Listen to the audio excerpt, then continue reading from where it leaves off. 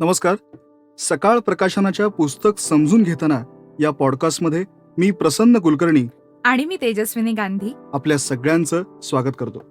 या पॉडकास्टमध्ये आपण दरवेळी वेगवेगळ्या पुस्तकांबद्दल जाणून घेत असतो.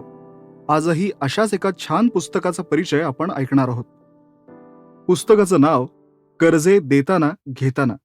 पुस्तक लिहिलं आहे प्रदीप मांडके यांनी. लेखक प्रदीप मांडके यांना बँकिंग क्षेत्रात काम करण्याचा 36 वर्षांचा अनुभव आहे. त्यांनी बँक ऑफ इंडिया आणि ॲक्सिस बँकेत वरिष्ठ उपाध्यक्ष या पदावर काम केलेलं आहे. तसंच एका नागरी सहकारी बँकेत संचालक म्हणूनही त्यांनी काम केलेलं आहे.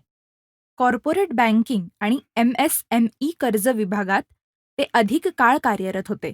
देशातील अनेक भागात कार्यरत राहून त्यांनी विविध पदं भूषवली आहेत. बँक कर्मचारी, बँकिंग क्षेत्रातील अभ्यासक, विद्यार्थी आणि कर्जदारांनाही कागदपत्रांची पूर्तता, कर्ज खातं कसं चालवायचं ह्यासाठी हे पुस्तक उपयोगी ठरू शकतं. बँकिंग व्यवस्था हा कोणत्याही देशाच्या अर्थव्यवस्थेचा मुख्य कणा आणि पाया समजला जातो. भारतीय बँकिंग प्रणाली या नियमाला अपवाद नाही. ज्याप्रमाणे भारतीय अर्थव्यवस्थेने प्रचंड झेप घेतली आहे, तसंच परिवर्तन बँकिंग क्षेत्रानं अनुभवले आहे.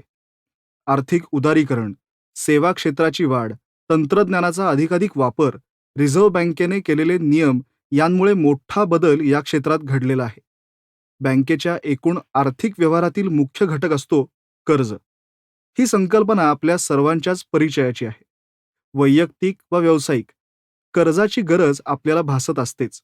लेखक प्रदीप मांडके यांनी कर्जे देताना घेताना या पुस्तकात याविषयी विस्तारानं माहिती दिली आहे. बँकिंग हा क्लिष्ट विषय साध्या, सोप्या, तोही मराठी भाषेतून मांडण्याचे काम त्यांनी कौशल्यानं पार पाडलं आहे. पुस्तकामध्ये कर्जाचे प्रकार किती असतात हे सुरुवातीलाच त्यांनी स्पष्ट केलंय. घर खरेदी, वाहन खरेदी किंवा मुलांच्या शिक्षणासाठी व्यक्तीला पैशांची गरज असते. अशा वेळी त्याला सुलभपणे कर्ज मिळालं तर त्याचं काम मार्गी लागतं. अशा वैयक्तिक कर्जासाठी कोणत्या गोष्टींची आणि कागदपत्रांची पूर्तता करायची याचं विवेचन यामध्ये केलेलं आहे. मुदत कर्ज, खेळतं भांडवल ह्यांविषयीही स्पष्टीकरण या पुस्तकात दिलेलं आहे. शेती क्षेत्राला भेडसावणारे प्रश्न सोडवण्यासाठी शेती कर्ज हा एक मार्ग असून या क्षेत्रामधील कोणत्या घटकाला कर्ज मिळतं हे पुस्तकामध्ये विस्तृतपणे मांडलेलं आहे. बँकेच्या संचालकांपासून कर्ज विभागात काम करणारे अधिकारी व कर्मचारी यांना कर्ज प्रकरण तयार करण्यापासून ते कर्ज खात्याची वसुली करण्यापर्यंत सर्व प्रकारच्या नियमांची तसेच प्रक्रियांची पूर्तता करावी लागते. याविषयी मार्गदर्शन करताना कर्जे थकीत होऊ नये म्हणून काय काळजी घ्यावी हे सांगितले आहे. यातील मुख्य घटक असणाऱ्या कर्जदाराला बँक कर्ज देताना कसा विचार करते, कागदपत्रांची पूर्तता कशी करावी आणि कर्ज खाते कसे सांभाळावे हेही सांगितले आहे. या दोन्ही घटकांसाठी महत्त्वपूर्ण असलेल्या रिझर्व्ह बँकेच्या कर्जाविषयक नियमांची सर्व माहिती सोप्या भाषेत दिली आहे.